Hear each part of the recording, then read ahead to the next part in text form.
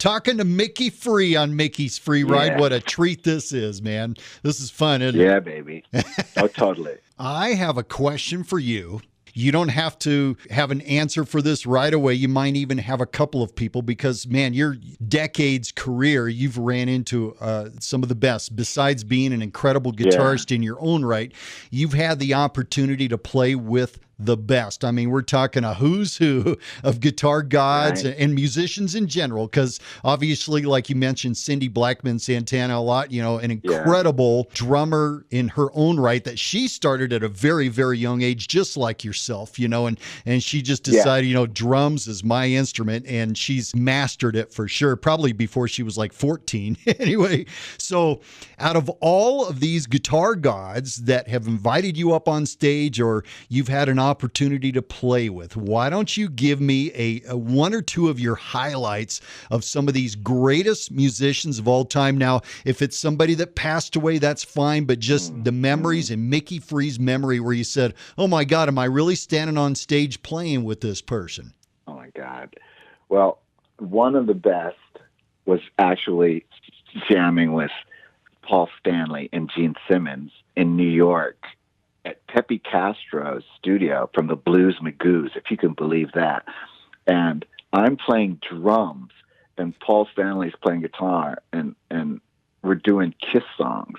And in those days, right? In those days, I was the biggest Kiss head of life.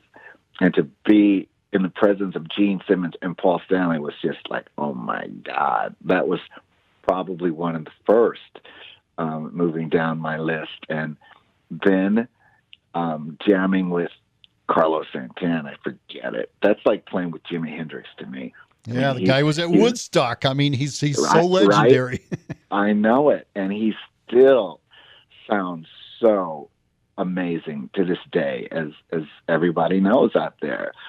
Then moving to Billy Gibbons, from ZZ Top, playing with Billy and jamming with Billy in the studio, writing songs with Billy. Unbelievable, epic. He's so gracious and so loving. We'd be in the studio. He goes, okay, yeah, that sounds good. You take the first solo. And I'm like, what did you say? And he's like, go on and get it now. Get it. You got it. Go on, get it. I was like, that's Billy Gibbons talking to me. He goes, and while you're doing that, I'm going to step out and make us some guacamole. Billy Gibbons style, the Reverend. And that's how he talks. And I'm like, that's funny. I'm looking at Terry Manning at Compass Point, because he knows Billy well. And he's like laughing, going, breathe, Micki Free, breathe. So jamming with Billy, then jamming and working with Little Steven from Bruce Springsteen's band was quite a treat for me as well. When I was in a group on Interscope Records called Crown of Thorns, he produced a couple cuts for us. Working with him was just amazing as well. He's such a soulful, prolific writer and visionary. He's out on the road right now with Little Stevens and the Disciples of Soul. I'm going to be catching up with him soon too. And Jack Daly from Lenny Kravitz's band is playing bass with Little Steven on the road right now as I'm talking to you. So I have been speaking to Jack Daly as well to get him on the show. At that show, through Little Steven, I was in London at Hard Rock Calling, and he introduced me to Bill Wyman, the bass player from the Rolling Stones. And me and Bill instantly hit it off, and we became friends. And I was staying at my favorite place in London at this hotel where Jimi Hendrix used to live, if you can believe that. And Bill asked me if I wanted to come over to his house for dinner, me and my band. I was like freaking out, the bass player in Rolling Stones. I was like freaking out. And at that time, my tour manager was Henry the Horse, who is very famous in his own right, that we've had on Mickey's Free Ride, who was Led Zeppelin's first roadie and tour manager. It's crazy. So we're hanging out with Bill Wyman, eating dinner in his house for 2 days. And then the next day, we're supposed to play at Hard Rock Calling. And I said to Bill, like very shyish, would you want to jam with me maybe at the show? I was afraid to ask him. And he looks at me and goes, I thought you never asked, mate. Oh, wow. I'd love to. And he goes, what do you want to do? What you want to do? And David Santos was there with me. So my band was David Santos, bassist from John Fogerty and Billy Joel, and then Sidney Blackman Santana. It was my 3-piece unit. And we were all there. And I go, Jumpin' Jack Flash. I had to do Jumpin' Jack Flash because that's my favorite Rolling Stones song besides Wild Horses. That was the Hyde Park performance, right? Yes, at Hyde Park, 100,000 people. And he goes, right. And I said, let's do a blues song too, because he's a big blues aficionado. And so, okay, so we did Red House by Hendrix too at that show. And we couldn't get Bill off the stage. He wanted to play more. And I was a little embarrassed because, you know, we were opening, I think, for Stevie Wonder or Paul McCartney that day. And I only had like a 45-minute set. And Bill was just like, when he walked out on stage, the crowd just freaked out, you know. And when you can play a blues song in front of 100,000 people and no one's throwing stuff at you and yelling or talking, you know it's good. And you can find it on YouTube when we do Red House. It's so awesome, and Wyman is killing it, you know. And moving on from Bill, the whole time spent there, the next day at Hard Rock Calling, he introduces me to David Crosby and Graham Nash, and we're jamming in the trailer in the back before they go on. I'm talking Crosby, Stills, Nash, baby. You know, I'm like freaking out. Oh yeah, the who's who for sure. Of all these players, you know, and then it just moves on, you know. And to current times, you know, Gary Clark Jr. is probably my favorite blues rock bass guitar player right now in this day and age. And I've jammed with Gary many times. I've played at his club in Austin, Antones, and we're friends, you know. And what a great guitar player, man. He does it his own way, his own style.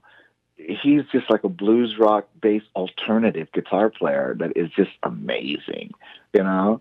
And Dave Mason, you know, I've spoken to Dave from Traffic, and, you know, of course we know that Dave Mason is the guy that played acoustic guitar on All Along the Watchtower with Jimi Hendrix off of Electric Ladyland. And I don't even know if you know this, but he sang backgrounds on Crosstown Traffic. That's Dave Mason with Jimi Hendrix. No, I didn't know that. Yes. Yes.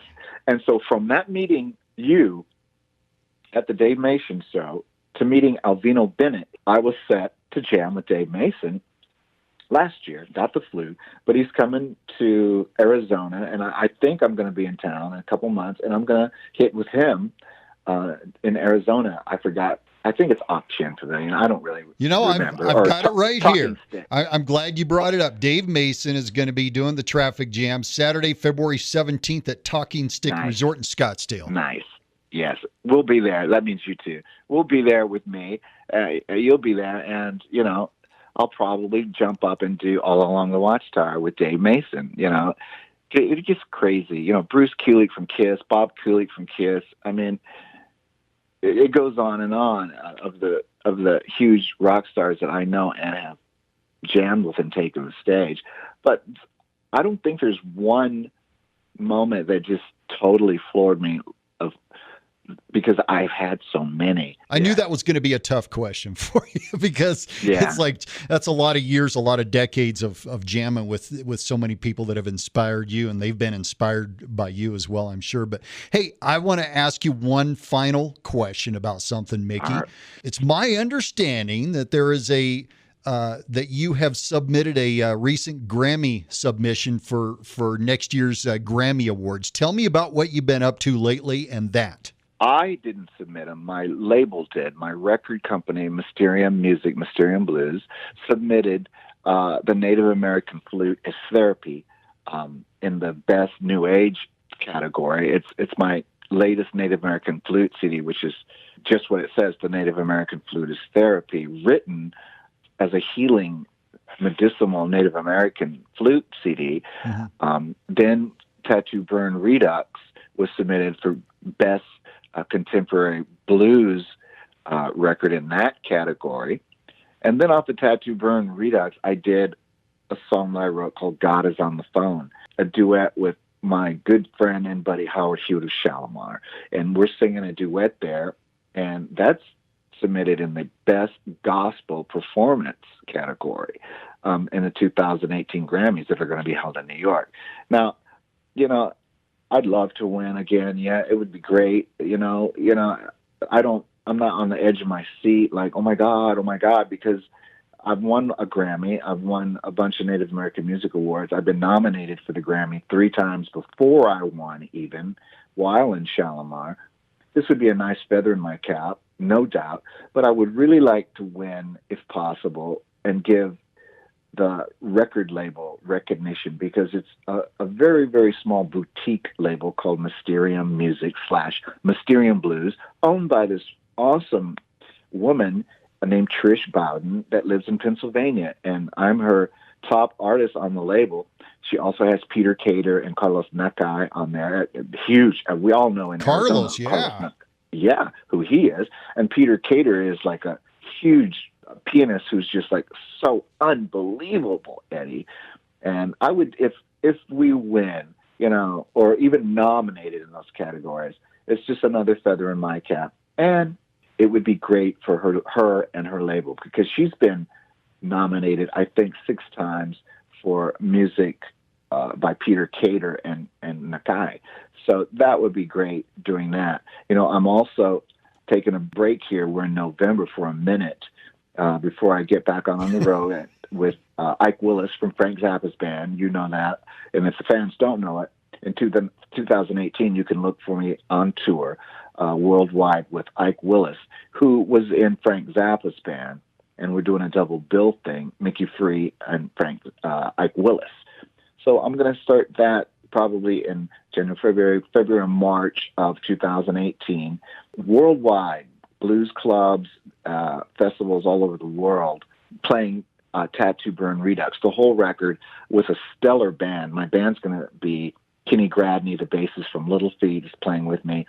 And off of Tattoo Burn Redux, Mark Leach, Muggy Doo, is playing Hammond organ and keys, and he's just like unbelievable. He's a big part of my whole blues rock sound on Tattoo Burn.